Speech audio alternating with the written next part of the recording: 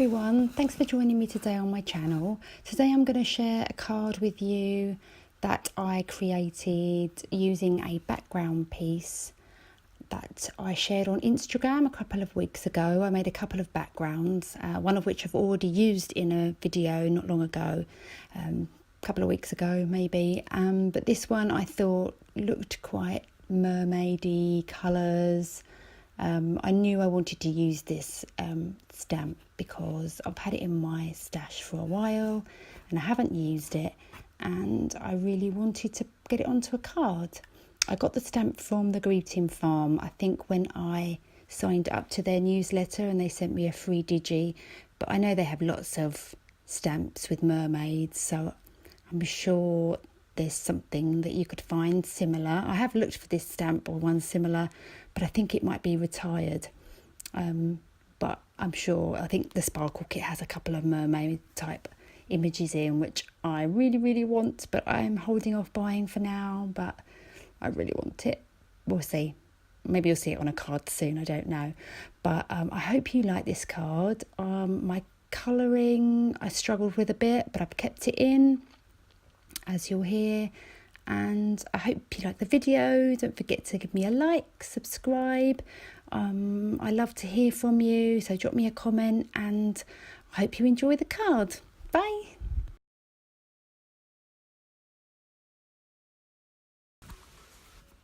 So I've taken a piece of Strathmore Bristol smooth cardstock and I've smushed down some Peacock feathers distress ink onto my work surface, and then I've mortared that down with a bit of water, and then I'm using just an IKEA paintbrush to sort of just get the ink onto the paper. I'm not really being too particular. And then I've taken my Blueprint Sketch distress ink, again watered that down, and then I'm tapping my paintbrush against something hard to get the splatter effect. Now I'm taking some Perfect Pearls once I've let that dry a bit and watered that down with water as well, and I'm flicking that on. And you can't really see the Perfect Pearl shade, but you will be able to see it when I use the bronze. And it just gives a really nice metallic-y splatter effect. But you do have to flick it against something hard, because I couldn't seem to get the splatters I wanted without doing that. And then I just used a bit of my Distress Crayon in Mermaid Lagoon, because I just wanted some darker bits of splatter, and I wasn't really getting that until I used that. And here we are. This is my stamp, and I'm going to attempt to colour her. I found this really hard. I find it really hard to colour big spaces, especially hair and skin, and I was just going with it really. It's not perfect. It's really sped up because it was quite long. I find colouring hard anyway, and especially on camera, but you don't get anywhere without practicing, so it was good practice. And I've left it in because some of you might be watching who haven't been colouring for very long either, and I thought the colours I used were really nice, and I was really happy with how it turned out, but it just sort of took me quite a long time to get there, and I couldn't seem to follow the lines of her hair. But it is quite pretty, and the skin turned out quite nice in the end. I was quite happy with that. So I'm going to leave you with some music while you watch the rest of my colouring. I'll leave the time at the bottom, so if you don't want to watch all the colouring, even though I've really sped it up, you can skip forward in the video. And I'm also going to upload a slower version of the Copic colouring of this image, just in case anybody wants to see the colouring slowed down a little bit.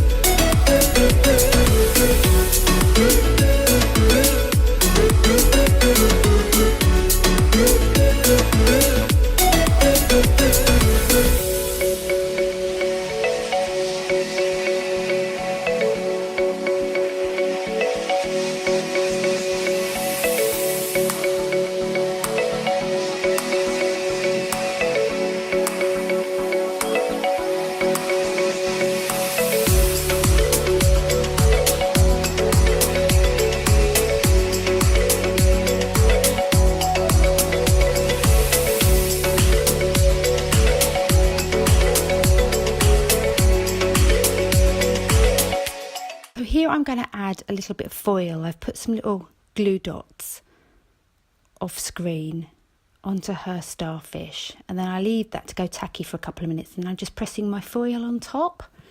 You'll see what I mean in the next frame when I'll show you me adding the dots to her tail. It was a bit of an experiment because I knew that if you use something sticky with foil it would adhere, and although I was really happy with the colouring in the end, I just thought it needed something a little bit extra, so I'm just trying to create slightly bigger dots at the base of her tail and then make smaller as I come. But I completely go out of frame adding the foil, but you saw how I did it when I added the foil to the starfish in her hair. And now I'm moving on to cutting out my panel. I'm using my Mama Elephant All Prettied Up die set. So I'm cutting out my scalloped panel with that bigger die and then cutting out a circle with the die that comes in that set.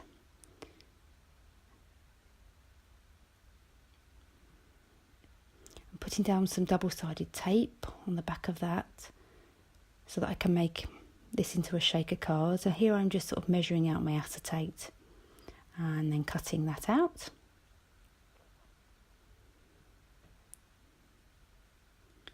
Removing the backing papers and then pressing down my acetate.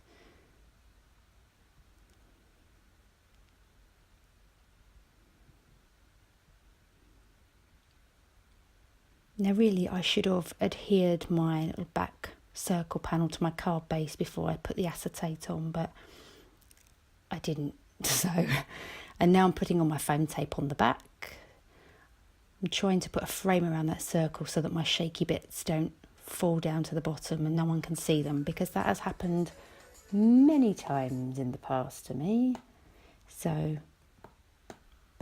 I'm using my Embossing Buddy just to take off any sticky so that my sequins don't stick, and then I'm going to try and glue down that back circle as best I can so that it all matches up when I put that panel on the front. So using my Nuvo Glue for that, and then I'm using some Nuvo Confetti, some seashells that I just had from my stash from my best friend's hen do many years ago. And then just sort of putting that on top of that circle. Oh, I think I used some gold 4mm sequins just from my stash. I have no idea where they came from. They were just from a local shop. And then I'm placing my panel on top. Well, obviously after I take off the foam tape. I think I was just measuring things up, making sure I had enough shaky bits. And then I'm going to put that onto my card base.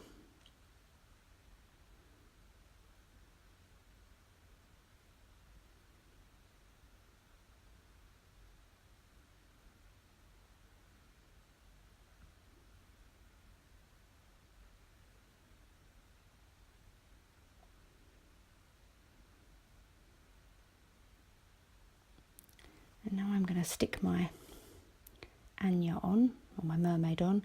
Oh, before I do that, I'm going to do my sentiment. So I'm cutting out the word happy from Mama Elephant Scripty word dies, and I'm cutting it out twice for just some scrap white cardstock. It's quite thick, this cardstock, so it's going to be quite dimensional. And then I do this, cut out one of those happy words using some glitter paper, and then I'm using my glue pen just to sort of stick all those together. I did rip my gold happy word, but it doesn't matter because it's glittery. You can cover the mistakes up quite easily, and no one will ever know apart from you.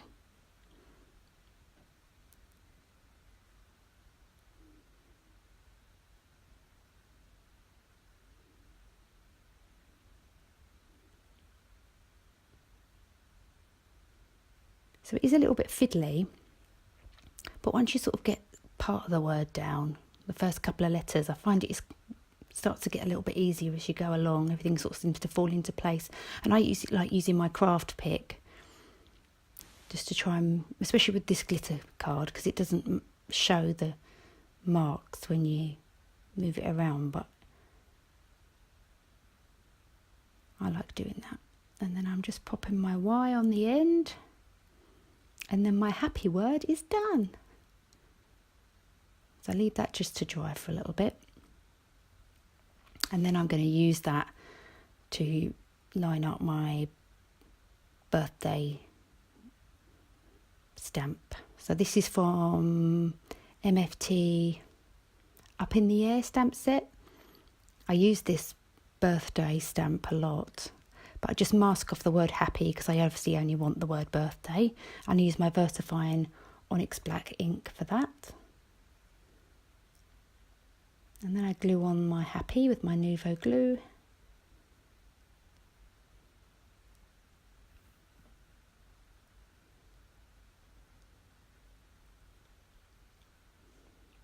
And then my card is done. Super girly, super glittery and pretty, and I'm really happy with how it turned out.